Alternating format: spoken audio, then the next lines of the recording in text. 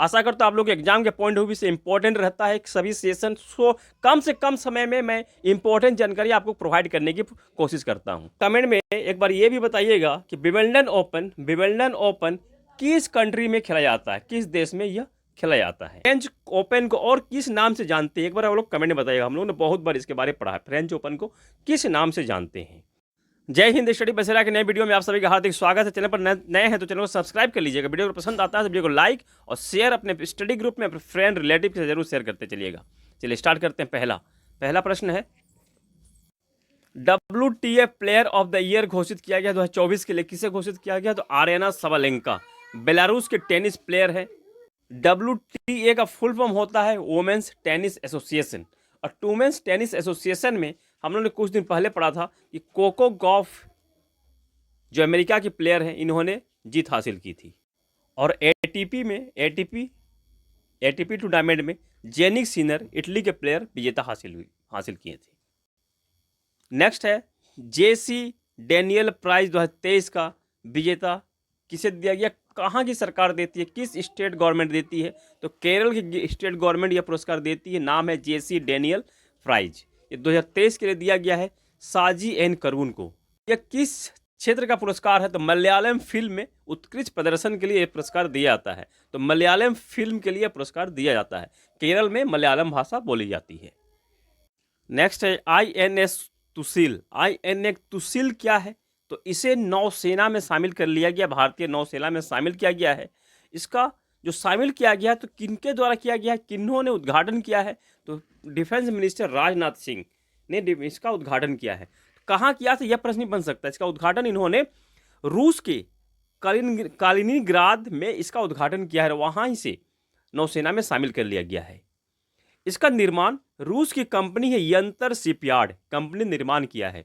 तुसिल का अर्थ क्या होता है यह प्रश्न बन सकता है। तो तुसिल का अर्थ होता है अभेद कवच, अभेद्य कवच। INS तुसिल एक बहुत ही बड़ा युद्धपोत है, वॉरशिप है, जिसमें कि ब्रह्मोस जैसे मिसाइल भी तैनात किए गए हैं। इसकी लंबाई 125 मीटर है, है और 3900 टन वजन है। इतना वजन का यह युद्धपोत है, समुद्री युद्धपोत है यह। नेक्स्ट है, जापान ने एक बहुत ही आदमी को, ह्यूमन को धुलाई करने के लिए, यानी कि नहलाने के लिए, जो नहाने से बचना चाहते हैं, नहाना पसंद नहीं करते हैं, उनके लिए एक मशीन बनाई है। तो मशीन का नाम है मिराई निगेन सेंडाटुकी। इस जापानी भाषा का नाम है। अर्थ क्या होता है, इस भाषा का अर्थ क्या होता है? तो human washing machine of the future. यह मशीन बनाई गई है जापान द्वारा निर्मित यह मशीन है, जिसका अर्थ मैंने बता दिया आप लोगों को। इसमें होगा क्या, सबसे पहले AI का इस्तेमाल करके शरीर का एनालाइज किया जाएगा और बायोलॉजिकल डाटा एनालाइज किया जाएगा। उसका सब कुछ टेम्परेचर वगैरह को एनालाइज किया जाएगा। इसके अंदर बैठना, इस मशीन के अंदर जाना है और मशीन वाटर वगैरह आएगा और फिर बॉडी को कंप्लीट वॉश किया जाएगा। नेक्स्ट है बुर्किना फासो। ये एक कंट्री का नाम है, अफ्रीका पश्चिमी अफ्रीकी देश है। मैप में भी आप लोग देख रहे हैं, मैप मैंने लगा दिया है। तो वहाँ यह देश है, पश्चिमी अफ्रीकी देश है। इसकी कैपिटल वोंगाटोंग होती है। इसमें जो 2022 में यहाँ सेना द्वारा तख्ता पलट किया गया था। 2022 में तख्ता पलट किया गया था। अभी सेना द्वारा प्रधानमंत्री नियुक्त किए गए हैं, नए प्रधानमंत्री निमतलवा जीन इमैनुअल ओयनड्रागो, इनको प्रधानमंत्री बनाया गया है बुर्किना फासो का। इसकी कैपिटल को ध्यान रखिएगा। ये तख्ता पलट वाला है तो इंपॉर्टेंट यह प्रश्न यहाँ से बन सकता है, तो इसको इंपॉर्टेंट से ध्यान रखिएगा। तो एक बार मैं कमेंट 24 में जो प्रधानमंत्री नए बने हैं, राष्ट्रपति बने हैं, प्रधानमंत्री राष्ट्रपति अलग अलग देशों के, उनका कंप्लीट लिस्ट कल भी हम लोगों ने इसका रिवीजन किया था। तो आज हम लोग रिवीजन नहीं करेंगे, मैं यहाँ लिस्ट प्रोवाइड कर रहा हूँ, आप लोग देख लीजिएगा, रिवाइज कर लीजिएगा इसको। ये कंप्लीट लिस्ट है, सेकेंड ये स्लाइड पर भी है, दोनों स्लाइड मैंने आपको प्रोवाइड कर दी है। CND यानी कि कमीशन ऑन नारकोटिक्स ड्रग्स, इसकी जो 68 रैंक की सम्मेलन होगा, 68वां जो सम्मेलन होगा, इसकी अध्यक्षता भारत को सौंपी गई है। इसकी अध्यक्षता भारत करेगा और इस कमीशन ऑफ नारकोटिक्स ड्रग्स का सम्मेलन का अध्यक्ष करने पहली बार भारत कर रहा है। भारत को पहली बार मौका मिल रहा है। 68 रैंक का कमीशन का यह सम्मेलन है, इसलिए ध्यान रखना है, पहली बार यह सम्मेलन का अध्यक्षता भारत कर रहा है। बीसीसीआई के नए कार्यवाहक सचिव बनाए गए हैं, क्योंकि सचिव का पोस्ट खाली है। जैसा सचिव थे और वो आईसीसी के अध्यक्ष बन गए जैसा, तो सचिव का पोस्ट खाली था, तो कार्य अभी एक्टिंग सेक्रेटरी यानी कि कार्यवाहक सचिव बनाए गए हैं देवजीत सैंकिया बीसीसीआई के। इनको ध्यान रखना है। बीसीसीआई की स्थापना 1928 में होती है, हेडक्वार्टर मुंबई में है, और अध्यक्ष कौन है? तो रोजर बिन्नी है। बीसीसीआई के अध्यक्ष पूर्व क्रिकेटर रोजर बिन्नी है। आरित कपिल दिल्ली के हैं, भारत के हैं ये। आरित कपिल 9 वर्ष इनकी एज है, 9 साल इनकी एज है, 9 ईयर्स के ये हैं। इन्होंने 66 ईयर के ग्रैंड मास्टर को, 66 ईयर्स के ग्रैंड मास्टर जो यूएसए के हैं, राशिद जियाद दिनावी इनका नाम है, इनको इन्होंने हरा दिया है। आरित कपिल ने 66 ईयर्स के ग्रैंड मास्टर राशिद जियाद दिनावे को हरा दिया है। ये पहले भारतीय बन गए हैं 66 ईयर्स के राशिद जियाद को हराने वाले ग्रैंड मास्टर, पहले भारतीय बन गए हैं। 9 साल के हैं, दिल्ली के रहने वाले हैं आरित कपिल।